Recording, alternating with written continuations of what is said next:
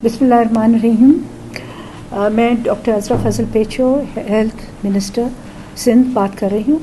मैं आपको इत्तला देना चाहती हूँ आम पब्लिक को कि हमारे सिंध ने पहली दफ़ा पूरे पाकिस्तान में पहली दफ़ा सिंध ने क्लिनिकल ट्रायल की इजाज़त दी पैसिव इम्यूनाइजेशन या प्लाज्मा के ज़रिए इम्यूनाइजेशन करने की कोरोना के पेशेंट्स के लिए।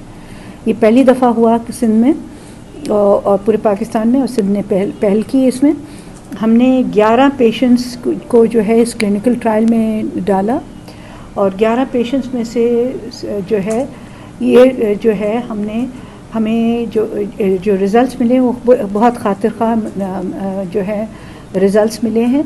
इसमें जो है हमारे 3 पेशेंट ऐसे थे जो 9th डे पे नेगेटिव हो गए और 4 पेशेंट्स जो हैं वो घर चले गए सेहतयाब होके। 5 जो है रिकवर कर रहे हैं, स्टेबल कंडीशन में हैं। 2 को वेंटिलेटर्स की ज़रूरत पड़ी और वो वेंटिलेटर्स पे हैं। इस तरीके से हम जो हैं मैं समझती हूँ ये बहुत ही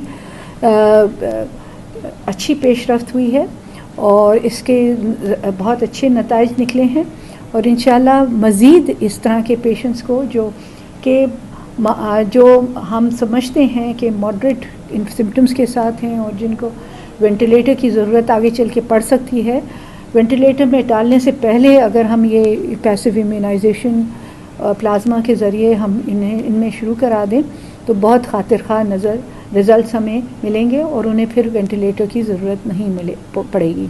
ये क्लिनिकल ट्रायल हमारी जो है ब्लड ट्रांसफ्यूजन अथॉरिटी की निगरानी में हो रहा है और सिंध गवर्नमेंट पूरी तरह इसके जो है SOPs बनाए हैं और हमने एक ह्यूमन राइट्स के नज़रिए से भी इसे देखा है।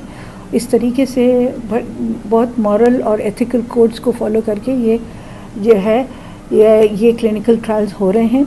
इंशाल्लाह इससे जो है सारे पाकिस्तान को, न सिर्फ सिंध के अवाम को बल्कि पूरी पाकिस्तान की अवाम को फ़ायदा पहुँचेगा। शुक्रिया।